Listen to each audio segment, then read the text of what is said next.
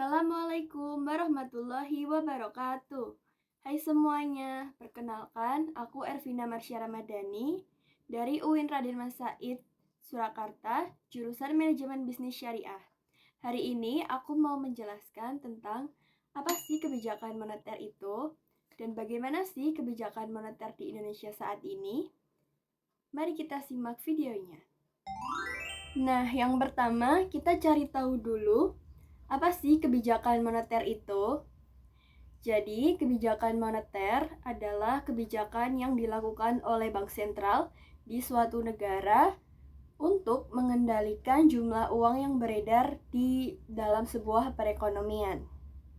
Nah, lalu apa sih tujuan diadakan kebijakan moneter ini? Mengutip dari bankindonesia.co.id, tujuan utama kebijakan moneter yang dilaksanakan oleh Bank Indonesia adalah untuk mencapai stabilitas nilai rupiah, memelihara stabilitas sistem pembayaran, serta turut menjaga stabilitas sistem keuangan guna mendukung pertumbuhan ekonomi yang berkelanjutan. Sebagaimana tercantum di dalam Pasal 7 Undang-Undang Nomor 23 Tahun 1999 tentang Bank Indonesia, sebagaimana telah beberapa kali diubah terakhir dengan Undang-Undang Nomor 4 Tahun 2023 tentang pengembangan dan penguatan sektor keuangan, di mana yang dimaksud dengan stabilitas nilai rupiah adalah kestabilan harga barang dan jasa serta nilai tukar rupiah. Nah, stabilitas apa yang dimaksud? Jadi, konsep stabilitas nilai rupiah ini mencakup kestabilan harga barang dan jasa, serta nilai tukar rupiah. Kestabilan harga barang dan jasa secara umum diukur dari inflasi yang rendah dan stabil. Sementara itu, kestabilan nilai tukar rupiah diukur dari kestabilan nilai rupiah terhadap mata uang negara lain.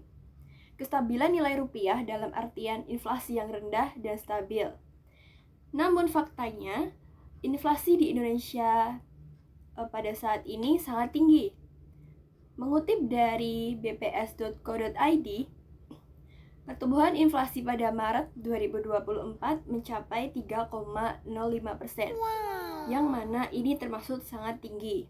Makanya perlu diadakan kestabilan ini karena sangat penting bagi tercapainya pertumbuhan ekonomi yang berkelanjutan.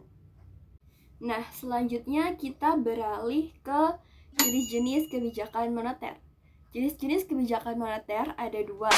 Yang pertama, kebijakan moneter ekspansif dan kebijakan moneter kontraktif. Kita bahas dulu, apa sih kebijakan moneter ekspansif itu? Jadi, kebijakan moneter ekspansif atau biasa disebut kebijakan easy money policy. Kebijakan ini utamanya adalah melakukan penambahan uang yang beredar dalam masyarakat agar roda perekonomian semakin berjalan cepat. Kebijakan ini mampu meningkatkan daya beli atau permintaan masyarakat dan mengurangi jumlah pengangguran pada saat perekonomian mengalami resesi atau depresi. Kebijakan moneter ekspansif juga mempengaruhi tingkat pengangguran di suatu negara. Selanjutnya kita bahas kebijakan moneter kontraktif. Kebijakan ini biasa disebut tight money policy. Kebijakan ini upayanya adalah mengurangi jumlah uang yang beredar. Kebijakan ini dilakukan pada saat perekonomian mengalami inflasi. Tujuan utama dari kebijakan ini adalah menurunkan tingkat inflasi. Tujuan kebijakan moneter kontraktif adalah mengurangi jumlah uang beredar dalam perekonomian. Tujuan tersebut dapat dicapai dengan meningkatkan suku bunga, menjual obligasi pemerintah, dan menaikkan persyaratan cadangan untuk bank.